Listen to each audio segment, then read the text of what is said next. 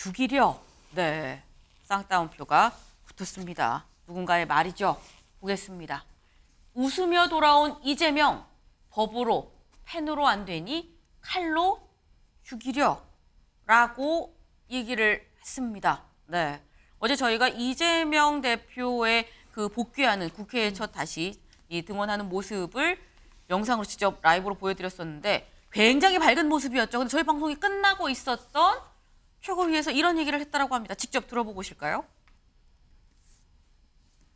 법으로도 죽여보고 펜으로도 죽여보고 그래도 안 되니 칼로 죽이려고 하지만 결코 죽지 않습니다.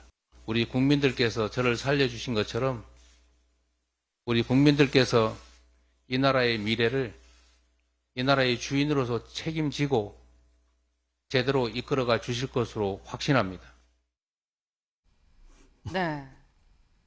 지금 법으로, 펜으로 안 되니까 칼로 나를 죽이려고 했다라고 얘기를 했는데 하원기 대변인님. 네. 주어는 없었어요. 주어는 뭡니까? 누가? 좀 아쉬운 부분이 있는 게 추정을 하자면 법으로 부분은 검찰 권력일 거잖아요. 네. 그다음에 펜으로 부분은 아마 언론일 겁니다. 그럼 칼은 뭐냐면은 전혀 다른 주체잖아요. 네. 전혀 다른 주체를 저렇게 묶어가지고 얘기를 하는 건 검찰과 언론과 자기를 피습했던 범인을 묶는 거잖아요. 그렇게 해석될 수가 있잖아요. 저는 그래서 이 부분에 대해서는 좀 아쉽다고 생각합니다. 처음에 퇴원했을 때 말씀하셨던 부분들이 있거든요. 뭐 극단적인 양극단의 정치 때문에 이런 비극이 일어났다. 네. 그렇기 때문에 앞으로는 어쨌든 야당의 당수로서 그리고 또 한 명의 정치인으로서 이 극단 대결의 정치를 좀 해소하는 쪽으로 내가 노력해 보겠다. 이러면 되게 좋을 텐데 저 문건은 사실 다시 진영 대결하는 걸로 회귀하는 거거든요. 전 저 부분은 특히 좀 아쉬웠습니다. 네. 사실 이게 서로 다른 주어가 들어가야 될 부분을 하나로 묶는다 그러면은 그 전체가 다 한편이란 얘기냐라고 오해가 될 수 있는 거 아니겠느냐. 좀 아쉬운 표현이었다라고 말씀을 하셨는데 실제로 그래서인 건지 그 부분에 대해서 한동훈 비대위원장이 그동안 이재명 대표에 대해서 좀 말을 아끼다가 오랜만에 또 한마디를 했습니다. 들어보실까요? 그 정도면 망상 아닌가요? 제가 이상한 얘기는 안 하려고 했는데요. 칼로 죽여본다? 누가 죽여본다는 얘기인가요? 제가? 우리 국민의힘이? 아니면 국민들이? 그건 그냥 굉장히 이상한 사람이 굉장히 나쁜 범죄를 저지른 것뿐 아닙니까? 네, 한동훈 위원장 굉장히 강하게 반발했습니다. 장현주 변호사님. 네. 이건 망상 아닙니까? 라고까지 얘기를 했어요. 어떻게 보십니까? 한동훈 비대위원장의 어떤 정치적인 발언이 점점 좀 수위가 세진다라는 생각이 듭니다. 정치가 아무리 비정하고 총선을 얼마 놔두지 않은 상황이기는 하지만요. 그래도 이재명 대표가 분명한 것은 정치적인 테러를 당한 피해자라는 사실은 변함이 없습니다. 그 피해자로서 자신의 입장에서 또 할 수 있는 이야기라고 저는 생각을 하는데요. 한동훈 비대위원장이 지나치게 이재명 대표에 대해서 너무 대척점에서 좀 발끈하신 게 아닌가라는 생각이 듭니다. 이게 뭐 칼로 죽인다라는 표현에 대해서 물론 여러 해석이 가능하긴 한데 지금 한동훈 비대위원장이 뭐 이상한 사람이 뭐 나쁜 범죄를 한 거다. 맞는 말입니다. 그러나 이것 같은 경우에는 양극단의 정치 상황이라든지 그리고 그 지금 현재 그 피의자가 확신범이라는 이야기가 나올 정도로 뭔가 정치적인 동기로 인해서 이런 테러 범죄를 저질렀다라고 볼 수 있는 상황이기 때문에요. 단순히 그냥 이상한 사람의 어떤 범죄다라고 치부하기에는 좀 정치 혐오라든지 양극단의 정치라는 우리나라의 정치적 폐해가 낳은 문제라는 점도 분명히 지적되고 있습니다. 그렇다면 그 피해자로서 이재명 대표가 정치적인 어떤 양극단의 이런 상황에 자신이 피해를 입었다라는 부분을 강조할 수도 있다고 생각이 들거든요. 그런데 갑자기 한동훈 비대위원장이 그것에 대해서 뭐 제가요, 뭐 국민의힘이요 이렇게 말씀하시는 건 좀 지나치게 이재명 대표에게 발끈하시는 게 아닌가 이렇게 생각합니다.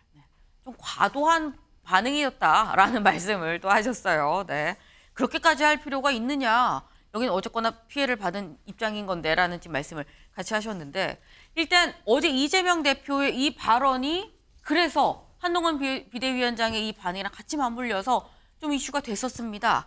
그런데 이재명 대표의 입에서 나온 발언 말고 나오지 않아서 또 이슈가 되는 부분도 있죠. 다음 기사 볼까요? 정권 심판 돌아온 이재명. 비명안을 통합 구상은 없었다라는 겁니다. 네. 이재명 대표 어제 관련 얘기가 전혀 없었던 건 아닙니다. 얘기를 좀 들어보고 오시죠. 통합과 단합을 유지하기 위해서 많은 노력을 최선을 다했지만 참으로 안타깝다는 말씀을 드립니다. 당이 통합을 단결을 유지하고 국민들에게 새로운 희망을 드릴 수 있도록 우리 민주당도 저도 노력하겠습니다. 네. 이재명 대표, 내가 최선을 다했지만 결국 안을 수 없었다. 앞으로 더 당도 나도 노력을 하겠다라고 얘기를 했습니다. 그런데 저 발언에 대해서 이원욱 의원이 바로 SNS 글을 올렸습니다. 뭐라고 올렸느냐? 이재명 대표님 복귀하시고 일성이 증오와 거짓말이다라고 얘기를 하면서 원칙과 상식 의원들한테 전화 한번 해보신 적이 있습니까? 라고 얘기를 했습니다. 네. 하원기 대변인님. 네.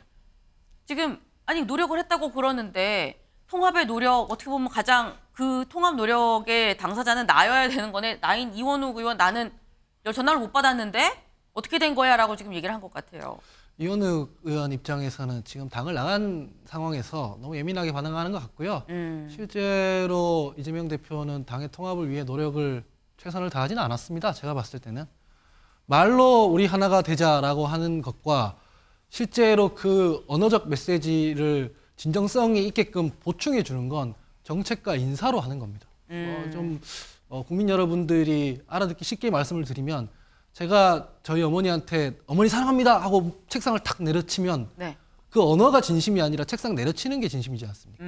그렇기 때문에 행동 부분이 받쳐줘야지 이 말에 설득력이 있는 거거든요. 네. 근데 실제로 인사와 정책에 있어서 이재명 대표가 통합을 노력했냐 하면 그렇게 말할 수는 없거든요. 그렇기 때문에 이원욱 의원이 그 부분에 대해서 화가 나는 거는 이해합니다만 그래서 어쨌든 당을 나가서 갈라선 만큼 본인의 정책과 본인의 비전과 기조를 이야기하는 게 나아 보인다 이런 말씀드립니다.